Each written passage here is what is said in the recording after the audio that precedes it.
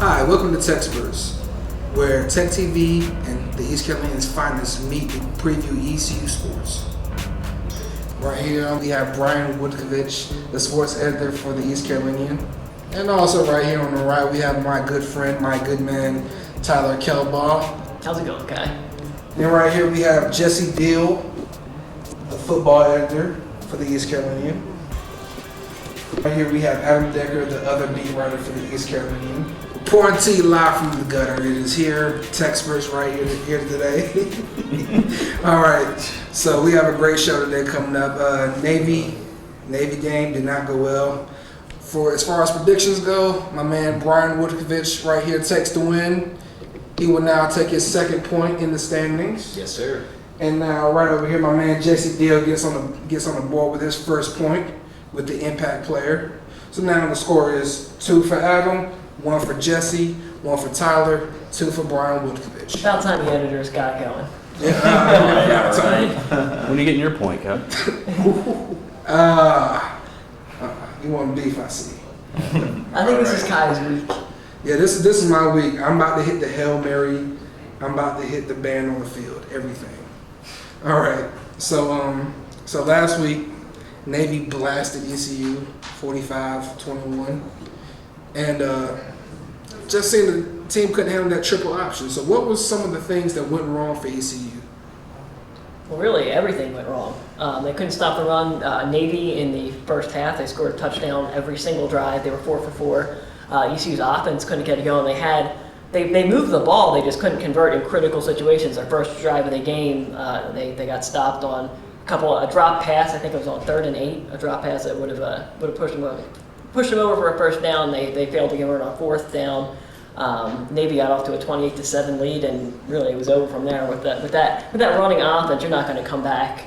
They know how to manage the clock and control the pace of the game from there. Yeah, that's really what we talked about going into the game as well. If ECU were to fall behind, that's probably one of the hardest teams to play against and try to play catch up with. And they fell behind early, and it really proved to be too much because that Navy offense was just chewing away clock. All that pressure was being put on Blake Kemp in the passing game, and just wasn't a recipe for success on that day. So you knew right when they fell behind that it was going to be really hard to overcome, and it ultimately proved to be that way. I mean, you can't really expect the Pirates to be victorious forcing only 2 or 3 punts the entire game. They didn't force a punt the entire first half. It's just not going to happen. They don't have that kind of high-powered offense to be able to keep up with somebody who's constantly scoring. So yeah, it was and the third down conversions. Navy converted their first 8 third downs. They were 8 for 8. They went the entire first half without failing a third down conversion. You just can't have that. That is, like Brian said, not a recipe for success. And there were those 2 times in the third quarter where ECU's defense actually stepped up and stopped the midshipmen, only for ECU to turn it back over. Right. All right. So now the thing about Navy is, they're not a conventional team. So this week going into Virginia Tech, it's not really going to be the same type of team. So what are we to expect from the Pirates going into this week?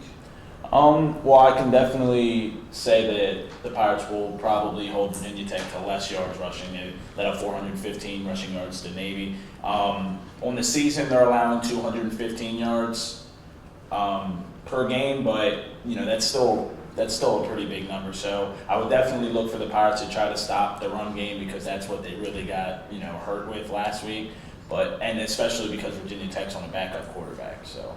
Yeah, and Virginia Tech, they're a team that can actually run the ball. They've always been able to run the ball, and while they've tried to kind of open things up maybe in the passing game the past couple of years, they're still a team that's not afraid to give the rock to the running back and let him see what he can do. Even though they play primarily out of that shotgun position and do a spread, it's more of a power spread, really. They're averaging 221.2 rushing yards per game.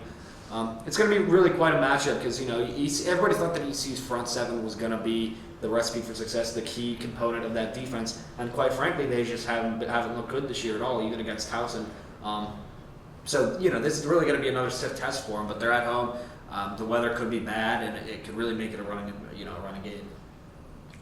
And Virginia Tech has that 3-headed monster. They actually have 4 players, including the quarterback, that have rushed for over 100 yards on this season, and they have 3 running backs that they use consistently. All have gotten more than 25 carries yet this season. They all have rushed for more than 100 yards, so they definitely have depth to add to it as well. Yeah, there's a lot of negativity surrounding this Pirate team at this point in the year. I mean, they haven't looked impressive, and this is one of those games where if they continue to struggle, I think you're going to see a mood change around here in terms of just the fans and the atmosphere surrounding the team. Are normally pretty positive, but you know, you fall to 1-3, you're starting to panic. Right. You know, so the real panic is that the season might be over really quickly. You know, because Virginia Tech is about to be pretty much the last huge test before we get to into the conference, and then that's where this team seems to set their goal in. You know, the conference championship. They've talked a lot about getting to that big game.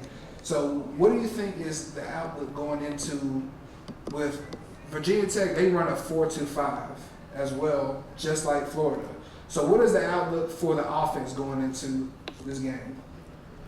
I think, simply put, like, the offense has way too many turnovers. They turned the ball over 6 times in the first 3 games. And it really seems like in the first half, the offense is clicking, like in the Navy game, the Florida game, you know, when they opened the game, they got it going, moved the ball down the field. But it really just seems that in the crunch time and late in the third quarter and the fourth quarter, the offense is just turning the ball over, and that's not a recipe for success. It shouldn't happen that way. Another thing, the past 2 games, ECU's failed to establish the run. Chris Harrison had 4 touchdowns over 150 yards against Towson. In the last 2 games, ECU's offensive line just hasn't been able to provide the lanes. And that's a good point right there. So, what do you think the problem is with the running game? Because with a quarterback who hasn't started before this year, it's going to be important to establish a run. So, what do y'all think is the problem going on with the O-line? You want to take it? No, go talk. I think it's honestly, I think it mainly has to do with Chris Harrison. I'm not sure he has the speed or the power to really hang in with these top flight defenses. I mean, maybe when we get into some of into the conference games, he'll kind of get into a rhythm and get into a groove. But against Florida and Virginia Tech, I'm not expecting a big game from him this week. I'm not sure that I buy into that just because Dante Livingston went down early in that game against us, and it shifted things a little bit, and it made things a little bit different for this offensive line. And they've proven that they can pass block this year, but the running block it's not there right now.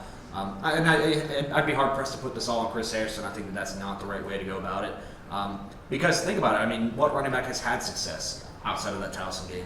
Anthony Scott's in there. He still hasn't been able to really get going as well. Marquez Grayson is out, obviously, but I don't know how you could expect anything different because they're really getting no penetration. They're getting no push up front, and I mean that's not conducive for a good running attack. Well, Chris Harrison is the number 1 guy, so you wouldn't expect Anthony Scott to have success if Harrison isn't. Harrison's is the best running back on this team, and it's not like he's getting blown up in the backfield on every play. It's not like the line is completely folding and he's getting hit behind the line of scrimmage. He's just.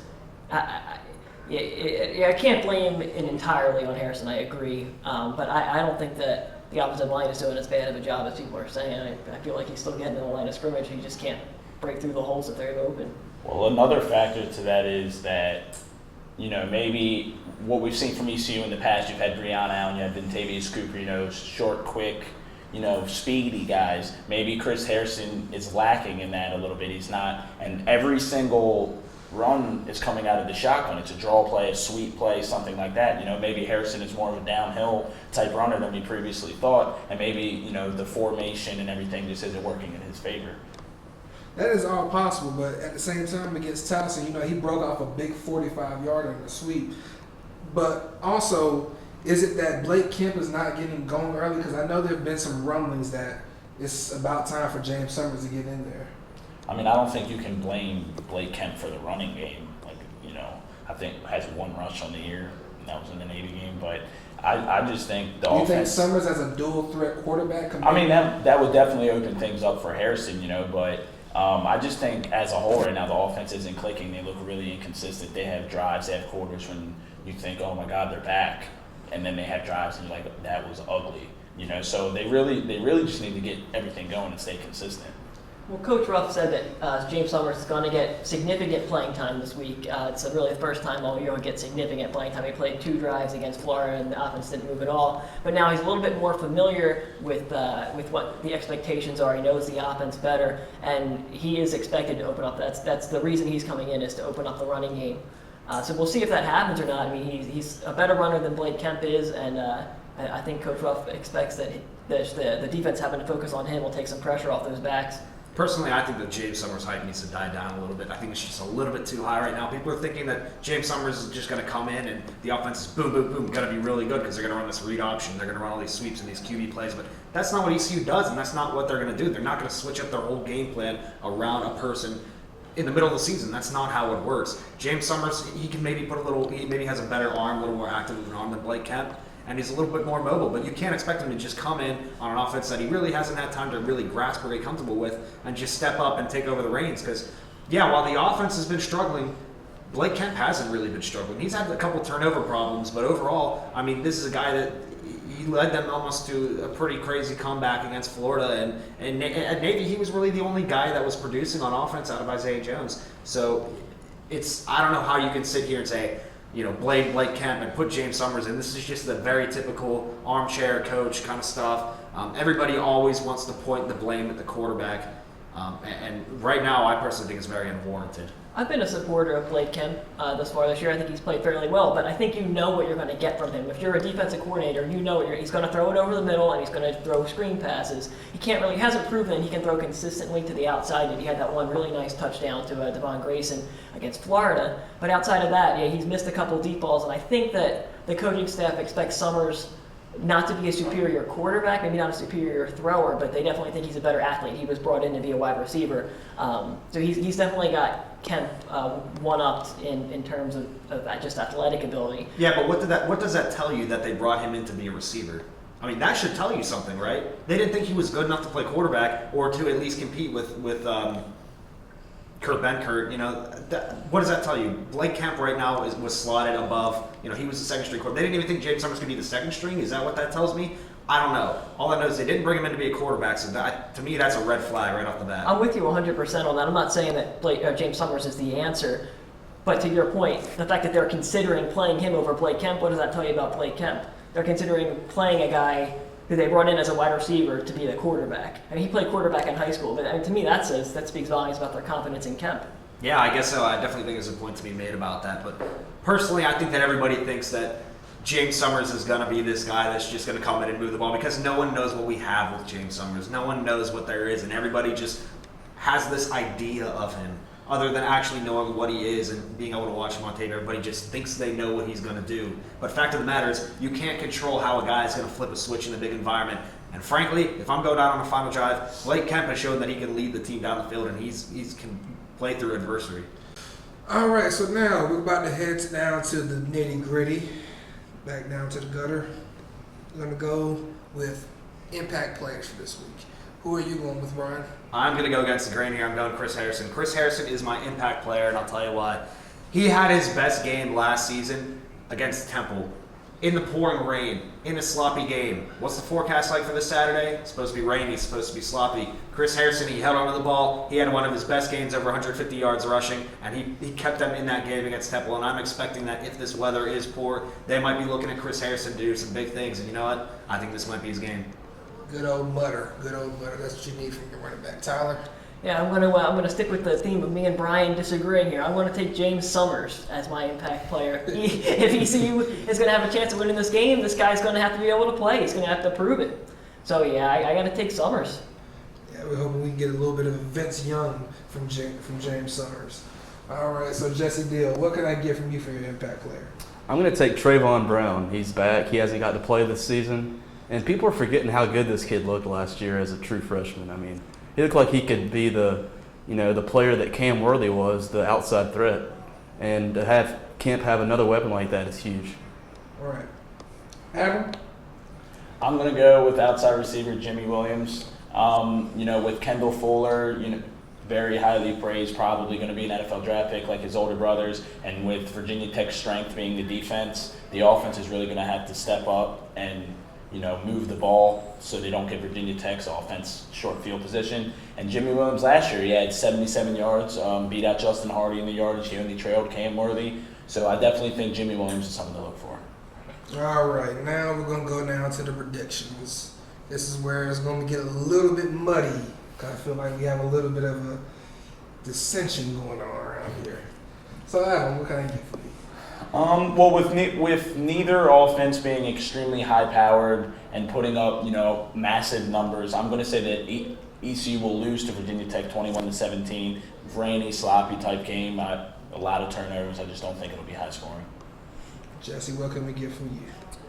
Well, ECU hasn't beat Virginia Tech in Greenville since 1992, and I don't think it's going to happen this time. Crazy stat. So I think right now ECU kind of lacks an identity, and I'm not sure if this is a game for them, for them to win. So I'm going with Virginia Tech 31-24. Pretty close. All right, Tyler, Tyler, where are we going? Yeah, I might be wrong. I think Virginia Tech put up 51 last week against Purdue. Pretty sure.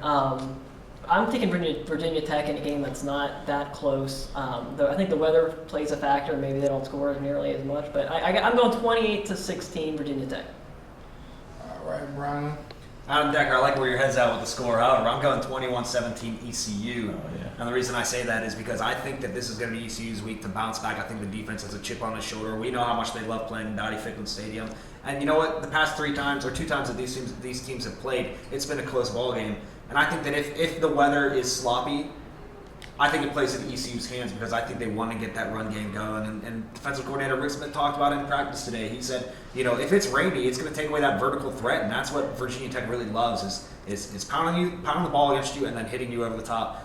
And I think that with that rain, what it's going to force them to do is into short routes and things of that nature, and that plays right into Rick Smith's hands. So I'm taking ECU 21-17. All right, now for my prediction. Jump man. Bryce Williams has 5 touchdowns this week. ECU wins 75-0. That's it. Jump man. We gotta go with that boy up to something, man. He up to something. He's had some big games. He's a big guy. He goes up and gets that ball. He's a jump man. He's a jump man for sure. All right, so that's been TECsperts for this week. Thank you. We appreciate you.